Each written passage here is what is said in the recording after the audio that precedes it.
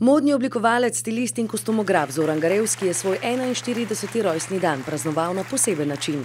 Kar 34 slovenskih oblikovalcev je v okviru dobrodelnega dogodka oblikovalo unikatne kreacije, ki jih je navdihnila subtilnost oblikovalčevega pristopa k delu. Po reviji je potekala tiha dražba za omenjene unikate. Celoten znesek dražbe, 10.900 evrov, je bil namenjen hiši Hospica, ki je odvisna le od donacij. Tam trenutno biva Zoran Garevski.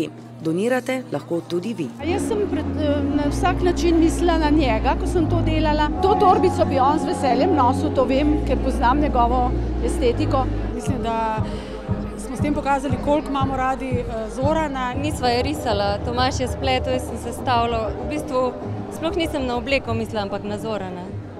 Revija je bila idealna tudi za obujanje spominov. Modna oblikovalka in Zoranova prijateljica Nataša Peršuh je izpostavila zabavno modno anekdoto. Se spomnim, takrat so imeli v Parizu na voljo so bila že črna oblačila za otroke, za majhne otroke.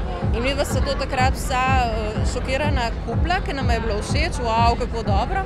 Ampak potem tisti otrok, ki je tole nosil v Sloveniji, pa ni bil najboljše sprejet, ne, pri vzgojiteljicah. Spoštovanje vsem oblikovalcem ter Zoranu pa so prišli izreči tudi številni znani. Mislim, da smo mu prvič priča v Sloveniji takšnemu trenutku in zato je biti fajn del tega. Jaz sem se prva zapodila tlele med te obleke in sem takoj začela z dražbo. On je tako rekoč vse, kar imam, naredil. Jaz mislim, da so se vsak po svojih močeh potrudili in so res dobro ujeli to njegovo estetiko.